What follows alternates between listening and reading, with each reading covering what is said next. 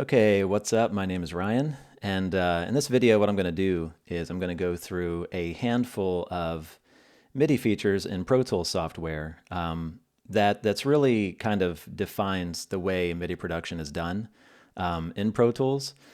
So I'm not going to get into recording as much because recording in most of the DAWs is actually pretty similar and pretty straightforward. You create instrument tracks, you record enable them, and you record MIDI in just like you would in any DAW. And the Pro Tools main MIDI features, if you will, under the event menu, you have the event operations window in here, which is where you have quantize, input quantize, step record. You have all the main MIDI input functions in here in this window. You also have in your columns here real-time properties, which shares a lot of those things as well. So even before you start recording, you can enable quantize on a track and have material automatically playing back in time as you record things in, and then update that destructively as you go. So those are really the recording kind of aspects of it. I'm not going to get into that too much, but I'm going to really outline like 5 things that really come down to doing the proper way to do MIDI production in Pro Tools. And really what it comes down to is the way you use your tools.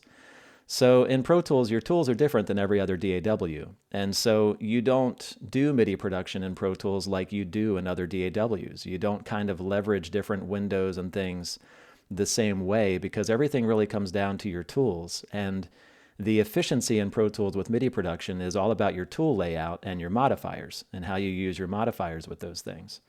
So Pro Tools is this, is really the best editing program that there is because with the Smart Tool arrangement, you have several tools automatically that you don't have to switch between anymore, and you use your modifiers to adjust to different tools on the fly.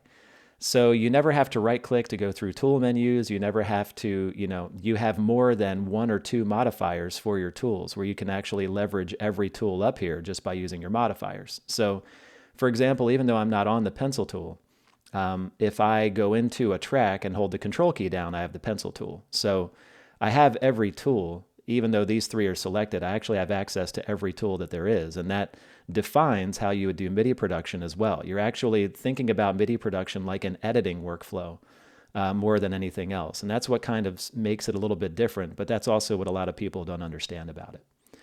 So, so for example, let's just do one example where we go through what the tools actually do, right? So by default, when we're doing MIDI production in Pro Tools, we're going to talk about staying in clip view all the time. So on a track, I'm in clip view right now in my track views. And you actually stay in this view. Once you kind of iron out the proper workflow, you only use clip view. So in your clip view, for example, when you have the Smart Tool, it's the grabber at the bottom.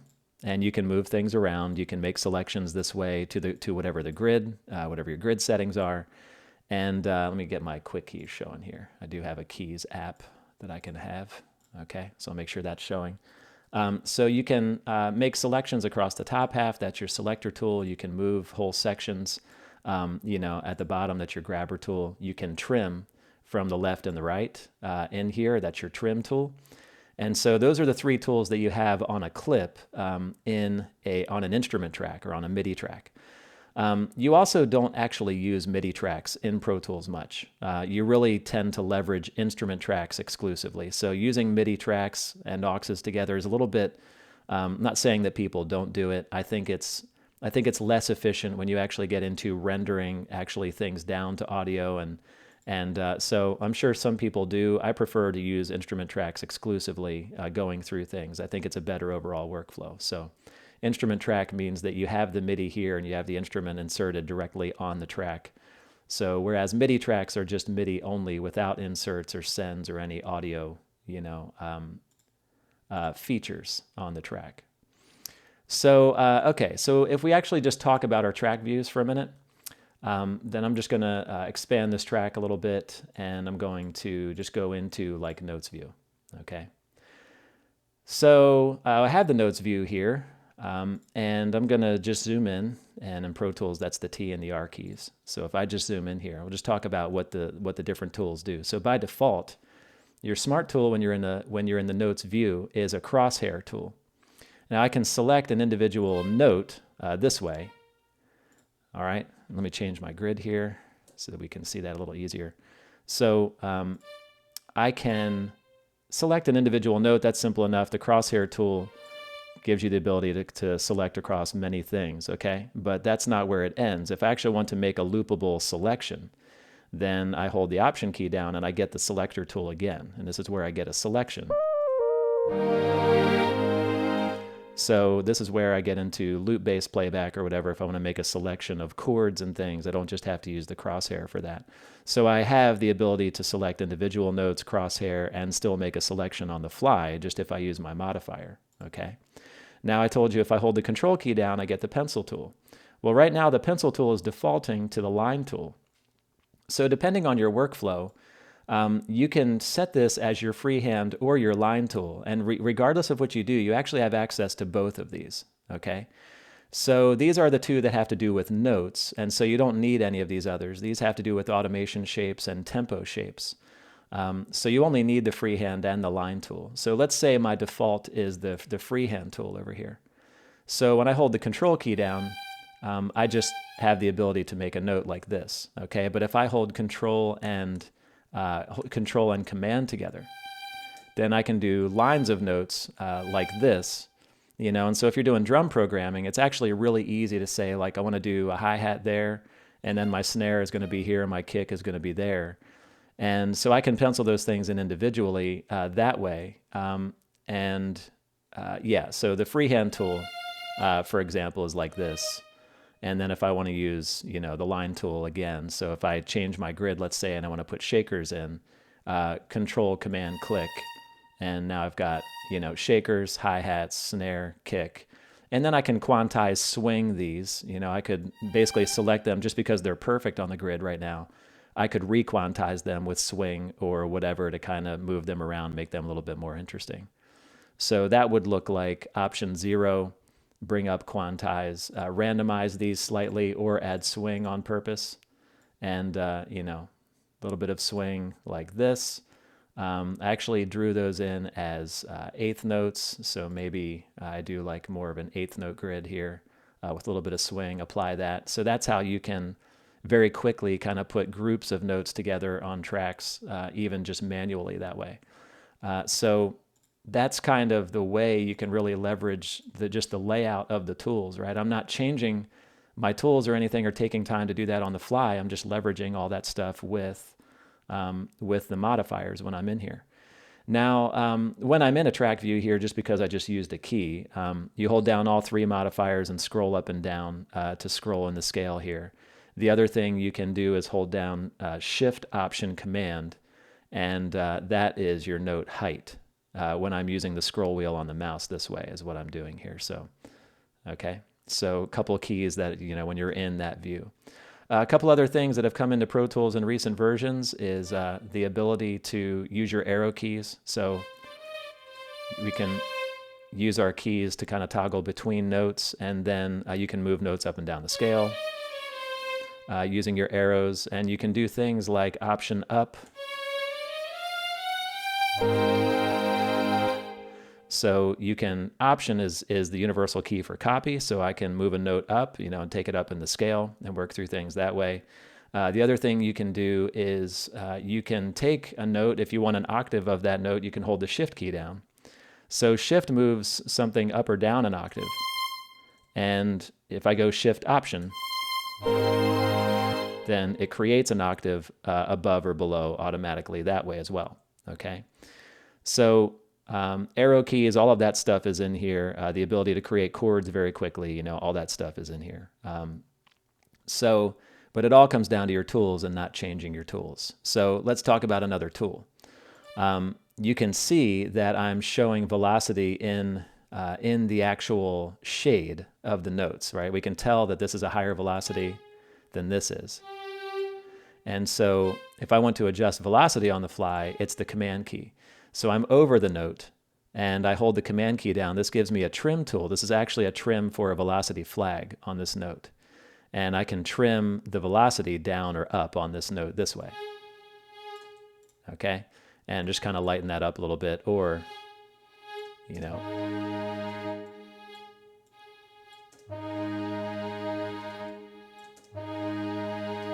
so you can adjust velocity on the fly as well over the note, holding the command key down. So all of those things are there, right? I've got velocity control.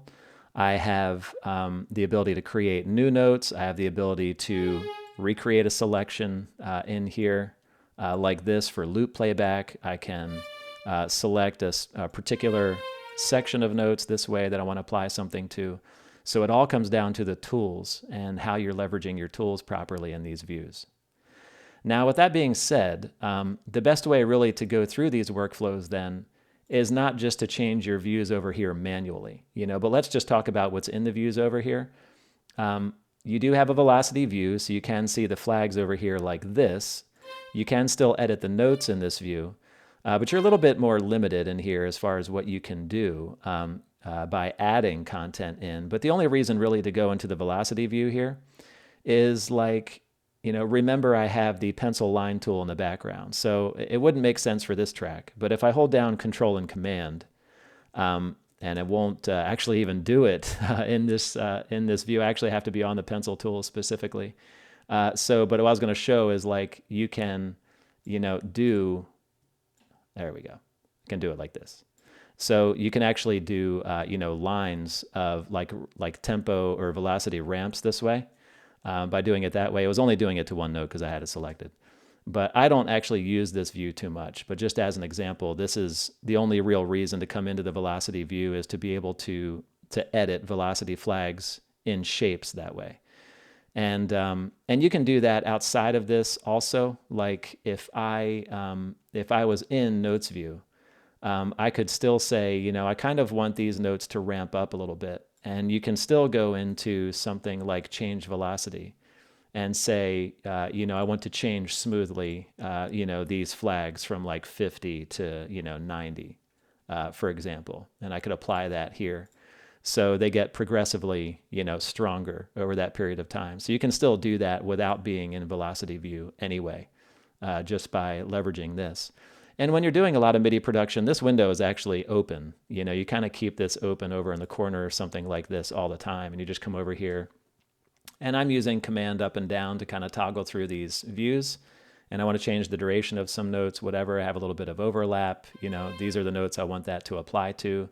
So if I want these to legato into each other, you can see they already do for the most part. A couple of these do, but it's not really uniform. So if I want them all to overhang each other by about 10 ticks, then I just pull up that window and, and there we go. So now these two are going to run into each other, so that's not going to work.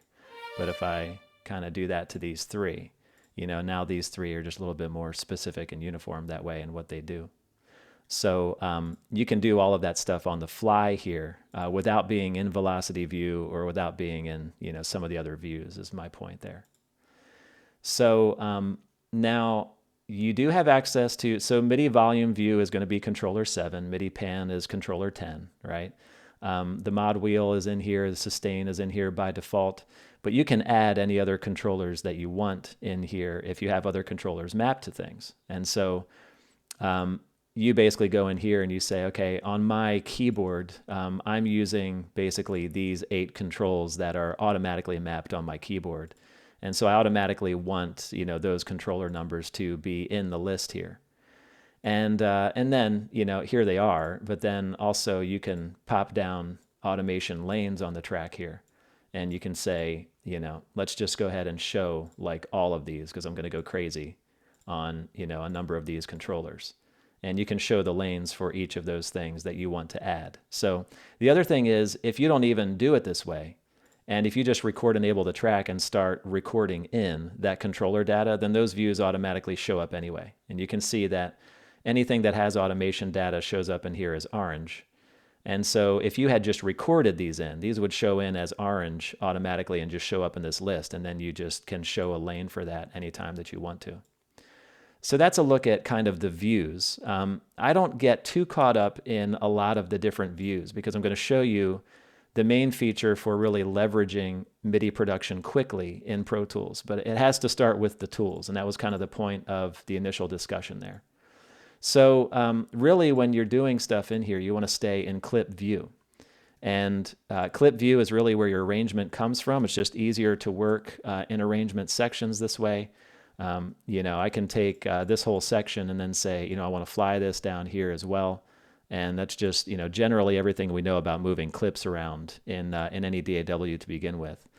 But arrangement-wise, you stay in clip view, and then we're going to leverage a feature in here called zoom toggle. So in Pro Tools, remember, it's all about editing. And there's a feature in Pro Tools called zoom toggle. And so I think I'll show one audio track in here somewhere. Let me just see if I can just have an audio file and of course I pick a track with no audio on it. All right, so let's just show like this track for example, for a minute. Okay, so I have a track here in small track height. Now we have a button up here next to the zoom tool, and this is the zoom toggle tool. So I'm going to select this clip here and then click this button. And we're going to see what this button does. What this button does is actually several things. I'm going to click it again to get out of it, just to show that this is a toggle state. And the first thing I'm going to show is that right now I'm in a bar grid. Okay, everything is in bars. And if I press this button, right now I'm in 16th notes, just like that. So that is a fundamental resolution change that just happened to my editing capability. But beyond that, you see the obvious, which is this becomes a fit to screen. The track height is automatically blown up. So my selection has changed height and automatically fit to screen and changed the grid all at the same time. And that makes all of this very quick to edit now. Okay, so there's a key that goes with that button, and that's the E key. In Pro Tools, you zoom in and out using T and R, and E is right next to that. So when you're ready to make an edit to something, then I go in here, just move something around, copy, paste, whatever you want to do. That's what it looks like for an audio track, and that's what we're used to with editing workflows in Pro Tools in general. So I press E, and I'm right back to where I was. Go in here. I didn't have a selection, so it just changed track height. And let's say, I want this section to repeat, and then zoom toggle, and we're back to where we were. So E is a very, powerful tool in Pro Tools. It's a huge thing to leverage. But it works for audio, and it works for MIDI. And it works for MIDI in a slightly different way. So we set up zoom toggle in our preferences in here. We go to the editing tab, and this is the zoom toggle section. And so what you want to happen in here, for example, is my track height is set to jumbo. So you're seeing it automatically default to jumbo track height. You're seeing separate grid settings when I zoom in. And it automatically follows my selection. So if I move from track to track, it automatically chases me. But right here, this is what happens with instrument tracks. Your track view changes to notes view for an instrument track. And that's really how to leverage all of this properly. So none of this, like I'm going to go over here and change my track and then go in here and go to notes view, and then I have to kind of zoom in, and then, none of that. It's way too many steps to have to go through all of that stuff. What you do is you stay in clip view like this, and then we play through a section in here somewhere.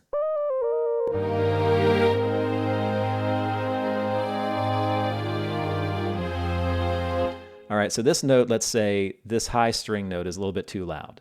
So I'm going to make a selection here and E, and then I'm just going to pull that note down just a little bit, and then E again.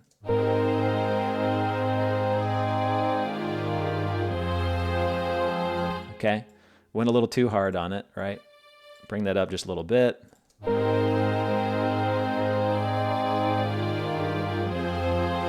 But you can just see how quickly that happens, right? And it's because we're leveraging an editing feature.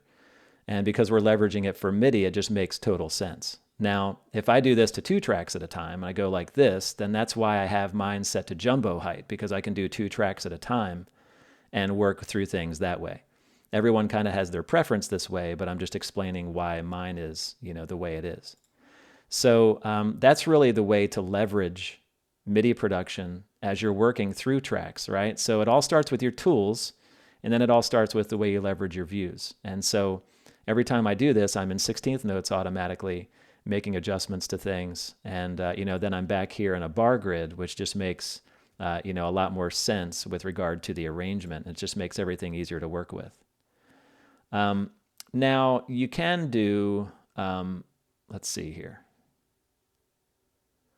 You can do like multiple tracks at a time in one view, and that's really where the MIDI editor comes in. So, this is a full kind of arrangement of of an orchestra section here. So the way this looks is I can, select this whole arrangement, including the sub bass down there, and I can open these in the MIDI editor. The MIDI editor is Control equals. It's also, if you double click on a clip, it'll open the MIDI editor this way. And so this is where you can view all of your tracks kind of together, all of your MIDI together in one place. Now these tracks are color coordinated in here, but in the MIDI editor, they're all kind of split up into different colors. That's on purpose. That's this little button up at the top left, just to help you kind of delineate all the tracks a little better. But what I like about this view is that if you're working on, the full arrangement, then you can say, okay, all these notes need to end at the same place right here. And this is where you can work with everything, to kind of to be on the same page, timing wise in specific areas. And that's really the value of this window.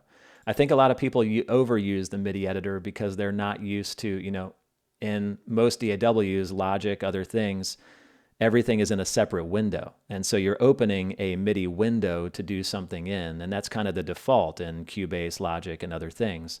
But in Pro Tools, you wouldn't work with individual tracks that way. You would only work with groups of tracks that way. And if I zoom in here, right, like this horn is actually hanging over a little bit more. Get that back. Right, so I would, and I'm in slip mode right now, so I can trim this back smoothly. But while we're in here, I'll just show you, I would probably stay in grid mode here. And when you're in grid mode, you can hold the command key down for slip behavior anyway. And I might trim these back a little bit just because I don't want them to, to bleed over quite as much, and I want these things to be a little bit more uniform. That bass needs to come back a little bit. So this is where the MIDI editor really comes in handy, but this is the only place you really want to leverage the MIDI editor too much. So these have all been hard quantized, and maybe for strings that's not the best idea, but I'm going to show you why. This is all on purpose in a moment here, right? So it just allows you to make these slight little changes to the group and just make everything a little bit more uniform. Just, tighten these things up a little bit here, and you get the idea.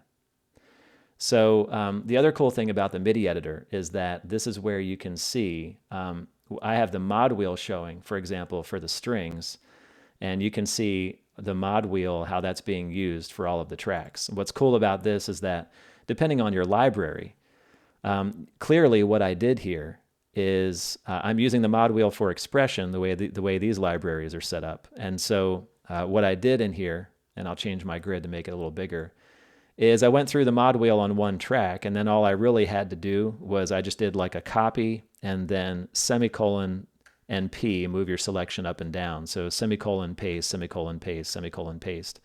And I'm creating uniform expression between all the string tracks in here. And it's easy to do that because I have all 4 lanes for those string parts in here, simultaneously. So that's the other thing I like about the MIDI editor, is that it's actually really quick for pasting automation from one part to the next within the same similar view. So you don't always want to do the exact same expression, on all the parts, but that was a quick way for me to create uniformity between them here. So there's a place for the MIDI editor, and it's when you're working with the group as a whole, right? When you're working with automation as a whole. But when you're working with individual tracks, you use zoom toggle, to leverage it that way and to build things out that way. So I'll show you one more thing, and that is I had this floating window in the background called MIDI track offset. So one of the things you notice about this string library is that everything is hard quantized to the bar. And these strings they don't have a fast attack to them. So if I play here, let's just get out of that. I'll just get into the normal clip view here. You can see everything starts perfectly at bar 549.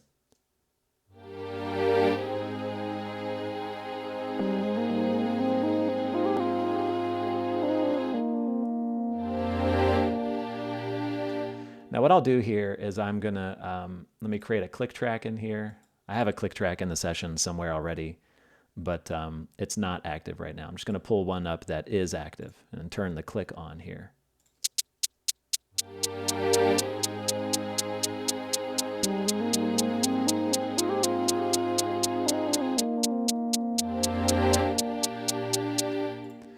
Okay, now normally you can hear that these strings have a slightly soft attack. They're actually not an aggressive attack, but they're really perfectly in time. They sound good in time.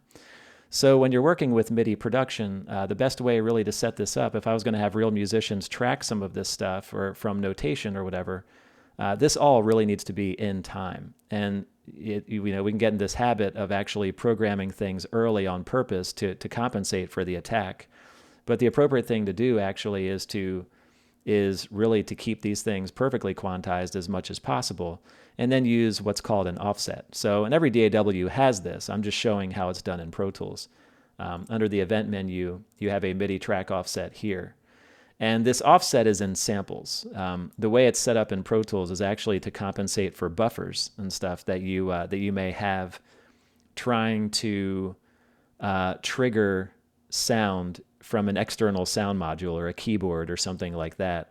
Triggering an external keyboard, that audio coming into the DAW would be delayed through the buffer.